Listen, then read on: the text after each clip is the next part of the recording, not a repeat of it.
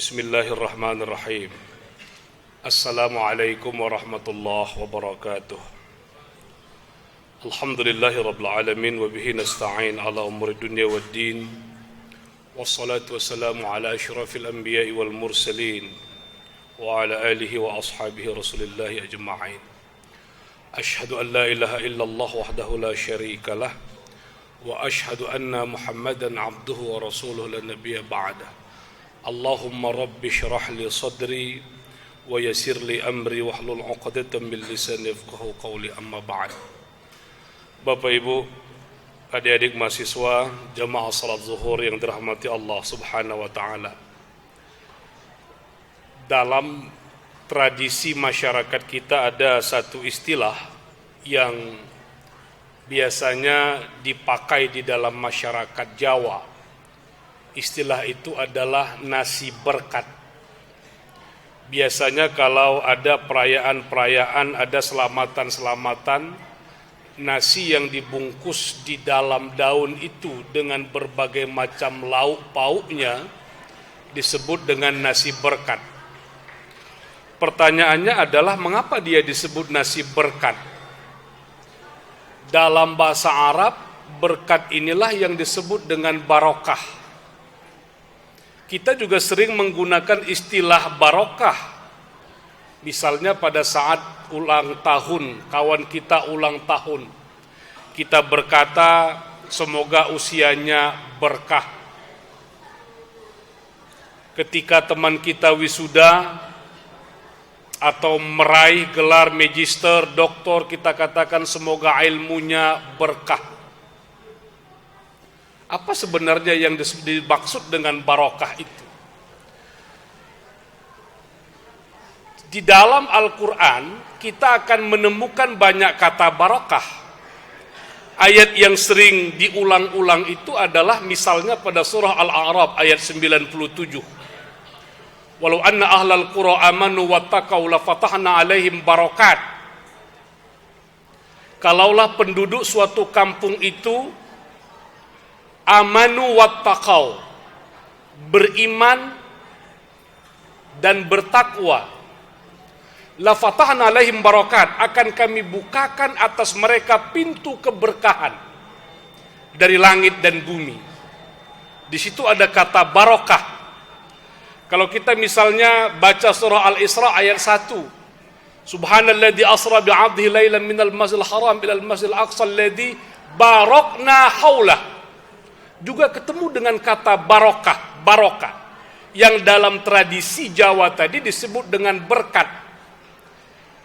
Yang menakjubkan itu adalah ketika kita lihat dalam sebuah tradisi masyarakat Jawa itu, nasi berkat itu, pengalaman-pengalaman yang ada, walaupun orang tua kita pulang dari selamatan, dia hanya membawa satu bungkus nasi berkat itu, tapi bisa dinikmati oleh seluruh keluarga.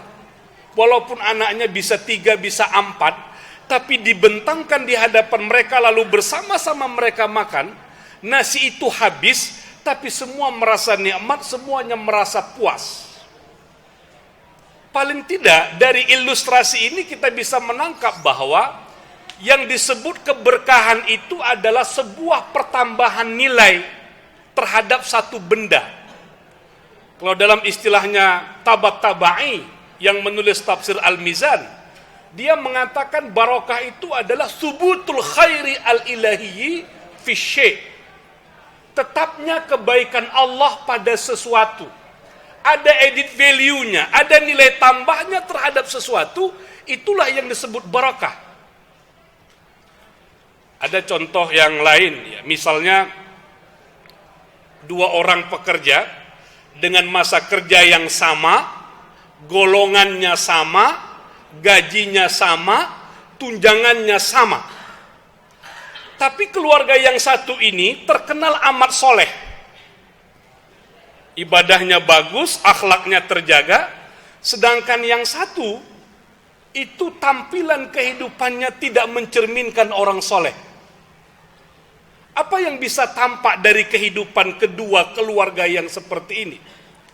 Nah, bisa jadi walaupun gajinya sama, tapi dampak yang ditimbulkan dalam keluarga itu berbeda.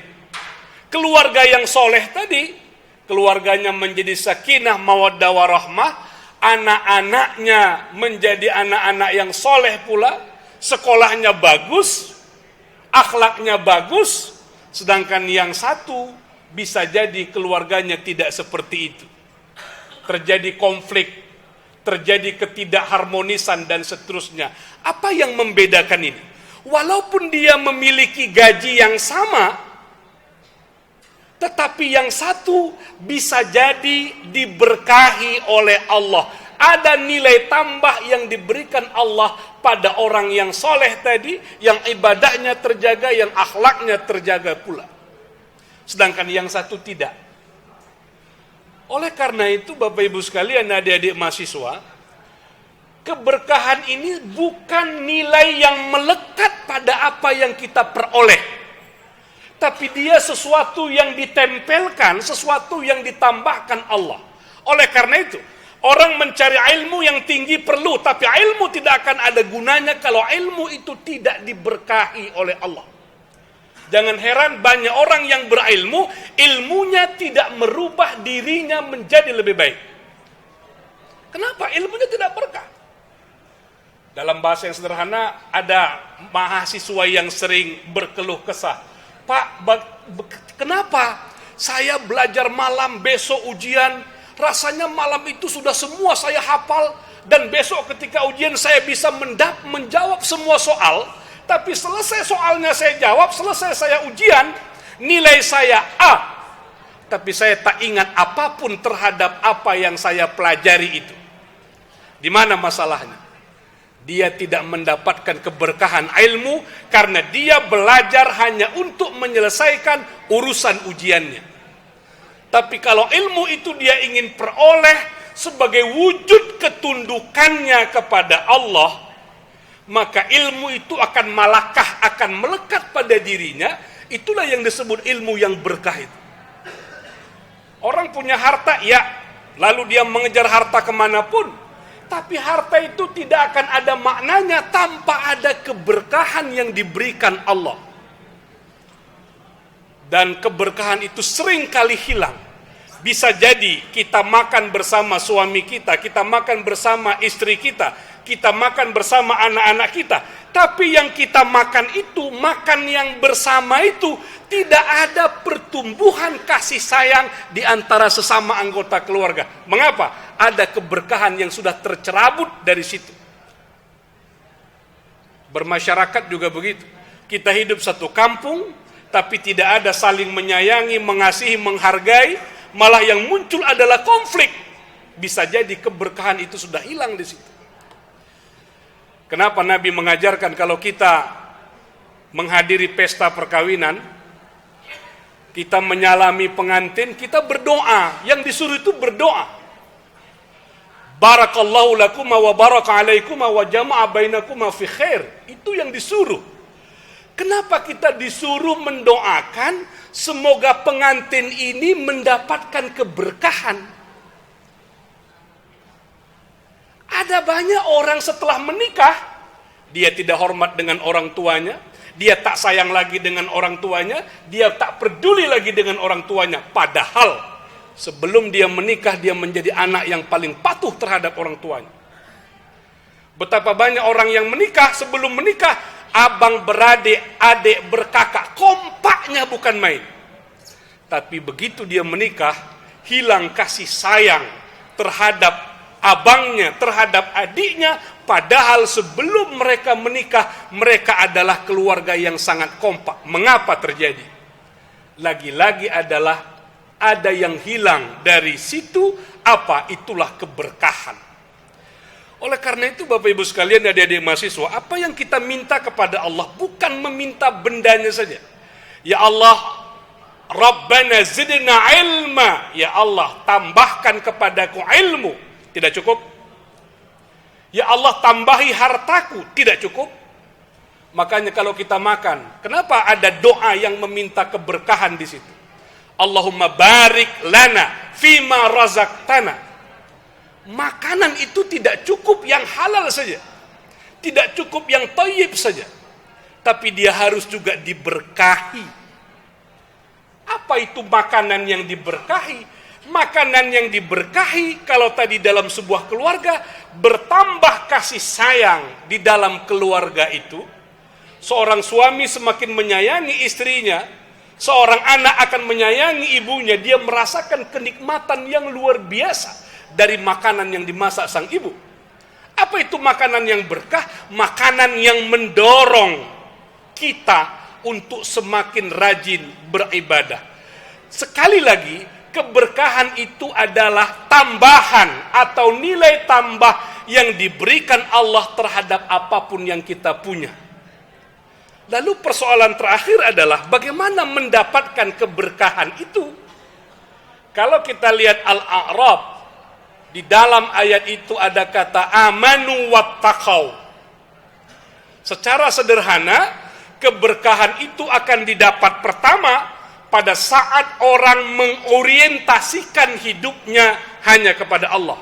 Kalau mahasiswa menuntut ilmu di Universitas Medan Area, tujuan dia sesungguhnya bukan gelar. Tujuan dia sesungguhnya bukan untuk mendapatkan gelar akademik lalu dia menjadi mudah untuk bekerja.